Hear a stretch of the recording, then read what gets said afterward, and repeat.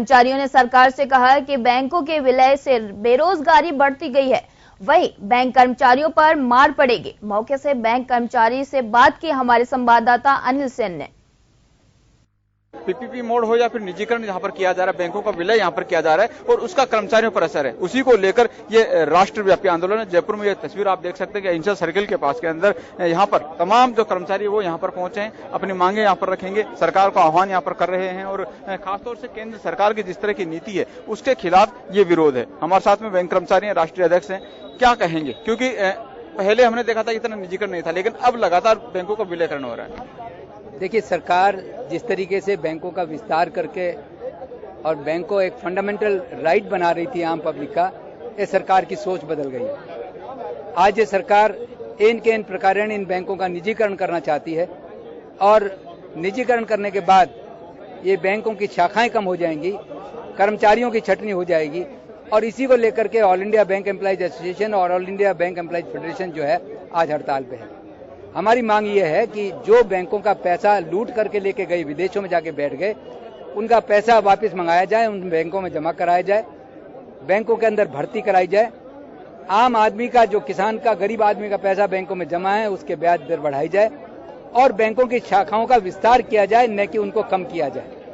पहले 5 बैंक मर्ज हो गए, उनका नाम ही खत्म हो गया। बीकानेर, जयपुर, पटियाला, सौराष्ट्र, हैदराबाद, ट्रावनकोर खत्म हो गया और आज अब इन 6 बैंकों का नामो निशान खत्म हो जाएगा। और इन खत्म होने के बाद आज जिस तरीके से मोदी जी विदेशों में भी जाकर के कहते हैं कि 36 करोड़ खाते देश में अंदर खोले, किसने खोले? इन बैंकों की शाखाओं में इन कर्मचारियों ने खोले।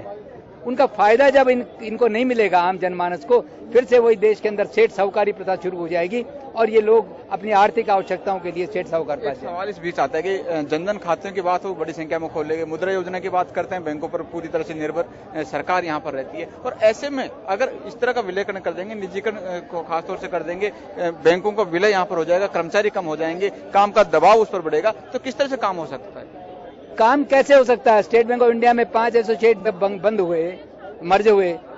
एक मैं चौड़े रास्ते ब्रांच के बारे में बताता हूं, किसी भी ब्रांच को ले लीजिए, 350 आदमी काम करते थे, कुल 35 आदमी काम कर रहे हैं आज वहां पर। ग्राहक सेवा हैम्पर्ड हो रही है, चिंता नहीं है स्टेट बैंक ऑफ इंडिया को। बड़े बड़े कोल, बेल, रेल सारे उनके पास खाते हैं, वो नहीं चाहते कि आज किसी आम आदमी का खाते के बारे में कोई चिंता करना। तो इसी तरीके से जनता कहाँ उनको सहूलियत मिल रही है, नहीं मिल रही है, परेशान है। सरकार इसको नहीं देखना चाहती। सरकार ये देखना चाहती है कि ये मर्जर के बाद भी बैंकों का काम ठीक नहीं चला तो इनको अडानी अंबानी को बेच दिया जाए, इनको उनको दे दिया जाए, फिर से वापस प्राइवेट बैंकों में। बिल्कुल, ये बैंक कर्मचारियों की डिमांड यहाँ पर थी और मांगे यहाँ पर रखी गई थी। आखिरकार जिस तरह का निजीकरण और खासतौर से विलय यहाँ पर किया जा रहा है, तमाम ये बैंक कर्मी जो है वो यहाँ पर चिंतित भी है और इस तरह का कदम यहाँ पर उठाने से सरकार के खिलाफ कहीं ना कहीं आवाज यहाँ पर उठा रहे हैं। क्या लगता है, विलयकरण कदम जो है सरकार का वो सही नहीं है और कहाँ पे इसका इम्पैक्ट पड़ेगा? आपका प्रश्न बहुत ही वाजिब है और प्रश्न का जवाब भी व्यवस्था में स्थापित है। जब स्टेट बैंक ऑफ इंडिया में एसोसिएट्स बैंक का मर्जर किया गया तो उसके बाद जो परिणाम आए और जो 2000 करोड़ का घाटा हुआ, उससे आपके प्रश्न का जवाब उसी में से निकल कर आता है कि मर्जर अनुचित है, जन विरोधी है, बैंक विरोधी है, कर्मचारी विरोधी है, देश विरोधी है, आम जन विरोधी है और मर्जर से न आम जनता का भला है, न देश की अर्थव्यवस्था का भला है, न ग्राहकों का भला है।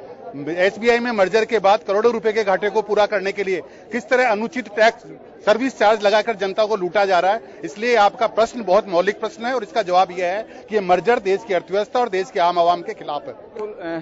बैंक आंदोलन का जो है वो सकारात्मक जारी रहेगा, अहिंसात्मक रूप से ये लोग आंदोलन करते रहेंगे और फिलहाल कहीं ना कहीं ये भी है कि सरकार से ये उम्मीद करते हैं कि वार्ता के लिए इनको बुलाया जाएगा, वार्ता करके ये पहल की जाएगी कि सकारात्मक हो उनका निजीकरण और जो बैंकों का विलयकरण यहाँ पर किया जा रहा है वो विलयकरण यहाँ पर नहीं हो। हालांकि फिलहाल सरकार ने अपना स्टेप यहाँ पर उठाया जिसका विरोध लगातार जो है वो सरकार के खिलाफ यहाँ पर कर्मचारी जो है वो यहाँ पर कर रहे हैं। अब देखना होगा कि सरकार का अगला कदम यहाँ पर क्या रहेगा। कैमरामैन गिरिजा चौधरी के साथ अनिल सेन। जन टीवी की लेटेस्ट अपडेट पाने के लिए हमारे चैनल को जरूर सब्सक्राइब करें और वीडियो शेयर और लाइक करना न भूलें।